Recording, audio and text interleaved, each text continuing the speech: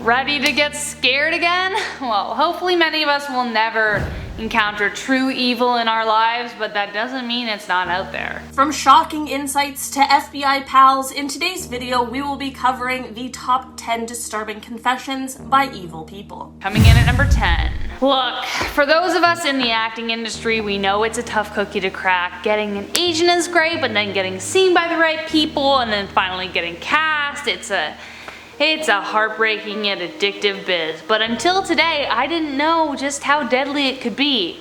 In the 1920s, the death of William Desmond Taylor, a silent filmmaker, was found dead in his LA bungalow with a gunshot wound in his back. Unfortunately though, it would be years before the killer would eventually confess on their deathbed. The death of Taylor crushed a lot of dreams and a lot of careers, including the teen star Mary Miles Minter, who according to police had left a nightgown and love letter in his apartment. But years later, Minter wrote an autobiography admitting that her and her mother were both at Taylor's home that night, but still no hint of confession until Minter's mother suffered a heart attack, and one of the sins she confessed to on her deathbed was shooting William Desmond Taylor for making a pass at her daughter. Woohoo! Sounds like a crazy stage mom to me. In our number 9 spot today we have Elizabeth Wettlaufer. This messed up confession comes from a woman who is named Elizabeth. She was a nurse in Canada who was working at a long-term care home for elderly people. You know, some of the most vulnerable people out there aside from children. Well, this woman, who was supposed to have been dedicating her life to helping and caring for these people, instead just decided to do the exact opposite. Between 2007 and 2014, she confessed to killing 8 of her patients, and she also confessed to attempting to take the lives of 4 more. On October 5th, 2016, she sat down with Detective Constable Nathan Hergott of the Woodstock Police, where she was recorded giving her 2.5-hour confession, and man, she's just talking like she's describing what she had for lunch and not what terrible things she did for years. I took something from you that was precious and it was taken too soon. I honestly believed at the time that God wanted me to do it, but I know now that's not true. Elizabeth is Canada's most prolific female serial killer, which is truly a title no one should aspire to hold. Coming in at number 8, this next one, Jeffrey Dahmer. You know who he is. Jeffrey Dahmer was responsible for one of the most gruesome criminal events in history, inspiring multiple creepy characters in horror films like Silence of the Lambs. Here is just one of the confessions he made during his jailhouse interview. I had these obsessive desires and thoughts wanting to control them, possess them permanently. And that's why you killed them? Right. Not because I was angry with them, not because I hated them, but because I wanted to keep them with me. And it just gets creepier and creepier from there. What creeps me out the most about this confession is his calm, cool demeanor describing it. Like, he looks like someone you know, he looks like someone you could even get along with. He was self-aware enough to know what he was doing was wrong, but couldn't help himself. Also, how easy it was for him to turn a human being into an object in his mind. According to Dahmer, his desires began as daydreams and no one had any clue when things got worse, because Dahmer was just a guy who worked at a chocolate factory. In our number 7 spot today we have Manuel Vela. In 2016, Manuel Vela took the life of his girlfriend, Katrina Rivera, who was pregnant with her child at the time. She was initially reported missing, but after taking police on a car chase, he ended up being arrested and her body was found inside of his car. There are some exceptionally disturbing details about this case that I cannot go into, but it definitely was an incredibly terrible situation. After the chase, he was taken into police custody where he continued to display strange and scary behavior, and he also ended up confessing to this crime. So, do you think that you're possessed by the devil? Me? Yeah. I'm the Antichrist. Apparently this all happened because she had told him that she didn't want to be together anymore, which is truly so scary.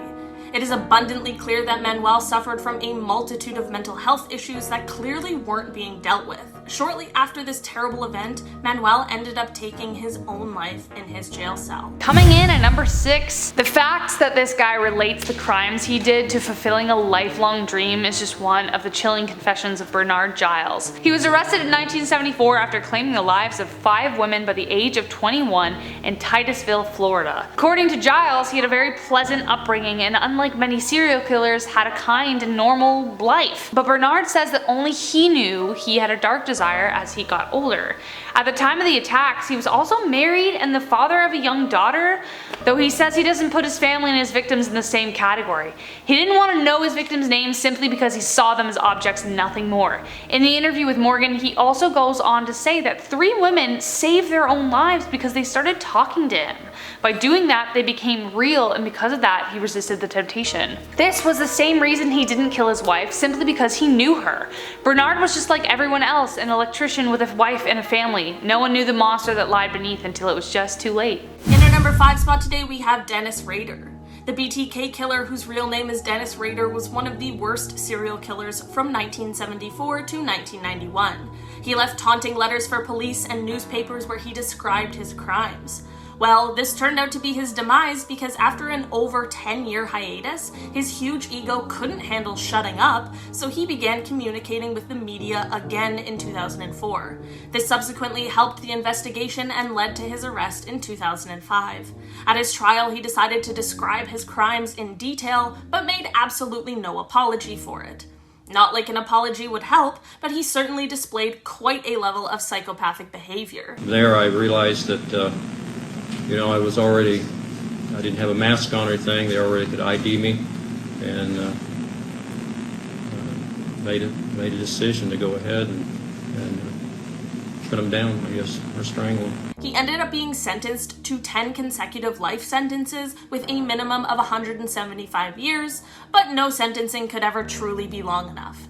He remains at the El Dorado Correctional Facility, where he will most likely stay for the rest of his life. Coming in at number 4, what's the worst part about this interview is that it's actually being used as a sound clip on TikTok, which I think is awful personally. Whenever I come across someone using this dub, I'm always like, dude, you know where that's from, right? Like, you know. So, if you don't, here it is. You murdered this man. Yes, You tortured him. of course. There is no ambiguity, and there is nothing you want to... In court today, you said you're not here to pretend to be remorseful. Of course not. Why would I do that? Angela Simpson was responsible for the tragic death of 46-year-old Terry Neely in 2009. This is just part of her interview, and you can see the reason for why it has made it on this list. What Angela did to Neely was severe and inhuman, yet she shows absolutely no remorse when it comes to recounting her reasons. Thankfully, she is now facing life in prison, though apparently that's not the worst thing for her. According to Simpson, she has a lot of family in prison, so it's not the worst thing to be able to see them. The fact that someone could do what she did and not feel an ounce of regret is what makes this video a chilling addition to our top 10. In our number 3 spot today, we have Kevin Davis. You guys, this truly is one of the most disturbing things I have ever heard in my entire life. Kevin Davis was 18 years old when he took the life of his own mother. It seems as though there was some sort of conversation beforehand that had made him upset, which is of course never a good enough reason to do something like this. There are details about this crime I wish that I could unlearn. In an interview with police, he gives them an extremely detailed account of basically everything that happened and seems to show absolutely no remorse. There's one thing he did that I truly cannot repeat, but you have to hear the way he describes it. Yeah, I kicked out of it a bit. Then I just, that was kind of silly, but then I just decided to reach in and kind of just... Imagine committing a heinous crime and then going on to describe it as kind of silly. I truly have no words. During his trial, a doctor did testify to say that he had a personality disorder, but that he also fully knew the difference between right and wrong and knew that his crime was wrong and that there was no medical diagnosis that could justify his actions. Kevin is still in jail where he will most likely spend the rest of his life, but he will become eligible for parole in 2044. Coming in at number 2, we're going to talk about Edmund Kemper. Man, honestly, this whole dang interview, like how can one person be so evil and so helpful at the same time? If anyone has seen Mindhunter, that show led me to watch these interviews, and man, absolutely mind-boggling. Ed Kemper is still alive and in prison today, serving time for the many vicious crimes he committed, taking the lives of 10 people before he eventually turned himself in 1973. It scares me to think whether someone even would have caught him. Part of the reason we had to include at least one of these interviews and confessions is because, as Mindhunter fans already know, he played a crucial role in building the criminal profiling unit with the FBI. His self-awareness and desire to relate his experiences made him the FBI's go-to guy when they had questions in the behavioral science unit. Kemper also excelled as far as an inmate could, with an IQ over 145. Edmund Kemper still fascinates the public to this day and begs the question, can you ever really trust a serial killer? In our number 1 spot today, we have Daniel Wozniak. In 2010, Daniel Patrick Wozniak had his wedding and honeymoon coming up that were of course going to cost a lot of money. Instead of getting a second job or simply just doing, I don't know, literally anything else in the entire world, he decided to do the unthinkable. He ended up taking the life of his neighbor Samuel Hare and his friend Juri Kibushi so that he could steal money from them. It is absolutely insane that this is the story behind the crime, but I cannot make this stuff up. He ended up confessing his crimes to police, and while it is nice to see someone try to show a sliver of remorse, his self-pity truly is just too much, which makes me believe that his remorse has much more to do with the remorse of being caught instead of actually committing the crime. 2 shots using my father's gun that I had. And your motive behind killing Sam was? Money and insanity. Money and insanity. Okay. That laugh is truly chilling, you guys. Daniel ended up being apprehended by US Marshals at his bachelor party 2 days before his wedding. The trial was very long, but in 2016, he was found guilty and ended up being sentenced to death. He remains at San Quentin State Prison. And that is our top 10 list of people we will definitely have nightmares about later. If you like this video, guys, please give us a thumbs up and make sure you comment any spooky confessions that you have heard because we need to know. I'm Olivia Kozlowski, and we'll see you next time. Bye! I'm Rachel Fisher, and I've been your host, and we'll see you next time.